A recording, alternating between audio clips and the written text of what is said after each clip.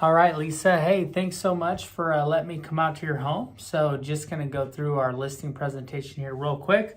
Normally, before I come out to the home, Lisa, I always have this filled out. It's a pre-listing question checklist. We've already gone through it in this case. So you've answered, the size of the home, if you've done any upgrades, where you're moving to, if there's anybody else involved with the sale.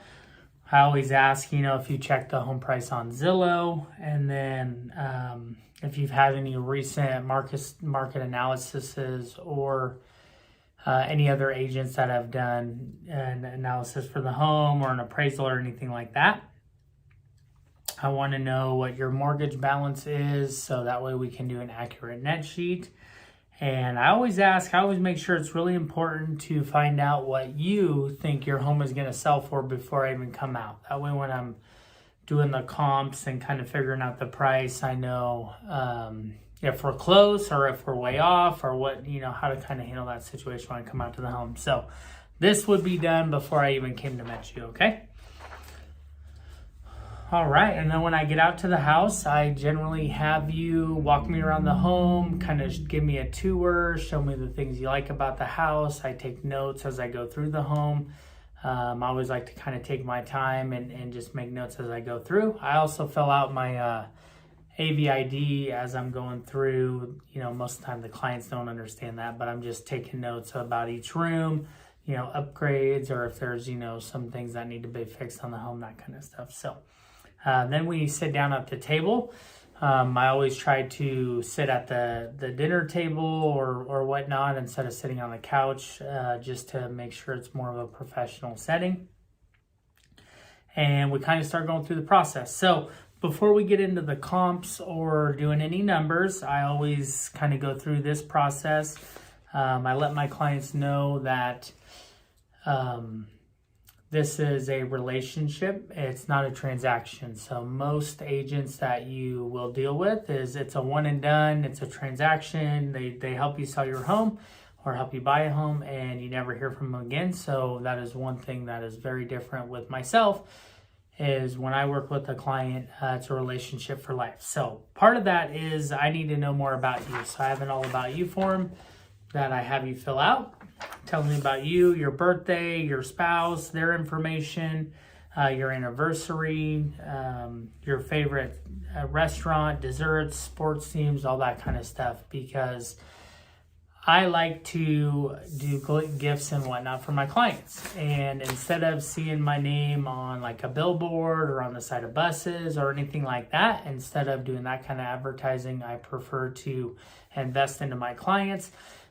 I get referrals all the time from my clients, and part of that process is if you send me a referral, I want to say thank you. And part of that thank you is by, getting you a gift card or something like that to a restaurant. And if you are a vegetarian, I do not want to get you a gift card to a steakhouse, because that would not be a very good gift. So that's one of the reasons why I like to know more about you, okay? Then we go through the guide to a smooth escrow. So I have this sheet that I'm going to give you. We're going to go over. It talks about what we're looking for in the offers from the buyers. What separates a strong offer from a weak offer. That way you know that up front. I explain the process of the inspection period. Buyers are going to do inspections. We can do pre-inspections, so that way you know what's going on with the home prior to it going to the market. If there's anything major that needs to get fixed, we can have that taken care of before we actually go to the market, and then we can have the inspections uploaded to where other agents can see those, and we can ask them to possibly shorten the inspection period for their client, since we already have those on file. So a lot of my clients are really leaning that way lately. They really like to get the inspections done before we hit the market. That way, if there is something major, they can get it taken care of. I have plenty of vendors that we can reach out to make sure you get a really good deal on that stuff too. So almost all buyers are going to ask for some kind of a repair. And so, we talk about negotiating repairs and, an appraisal. Even in this market, we still deal with multiple offers and overbidding at sometimes.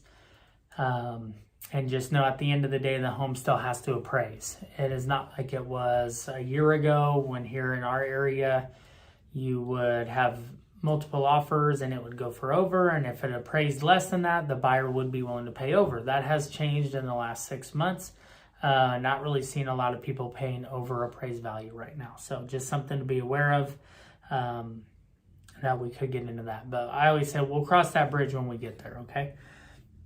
So part of the contract is the buyer has 21 days to have their loan approved. So when we're reviewing offers and when we get offers, I always try to let you know what I think of the lender or the experiences I've had with the lender in the past. So if it's somebody that I know has a really good reputation, I choose I like to let you know that. If it's somebody that, maybe doesn't have as good of a reputation, but it's the only offer we have, I just kind of prep you for some circumstances and some things that could come up in that situation and what we do as a team with my transaction coordinator to make sure that they're doing their job and getting everything done on time. So we talk about closing costs and your net sheet.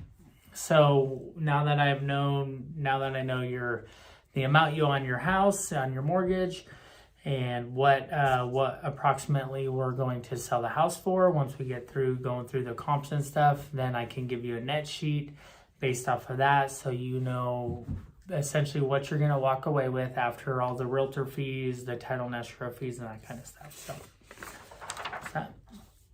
All right, wealth accumulation. So I'm in the core coaching, and Rick Ruby founded the core. He is really big on helping our clients accumulate wealth.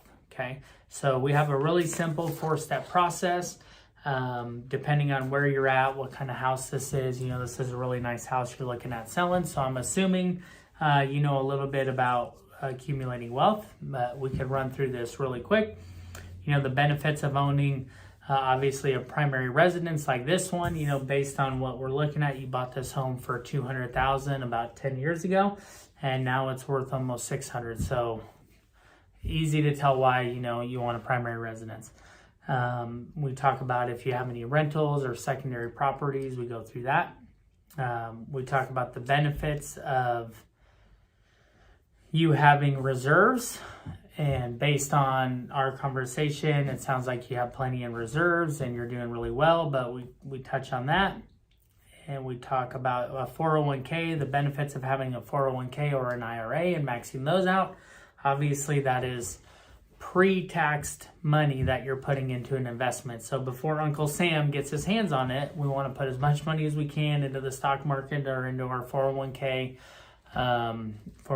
that doesn't get taxed. So, and then we talk about the stock market, and I always ask, are you into stocks? Do you invest in stocks? Do you do anything about the S&P 500?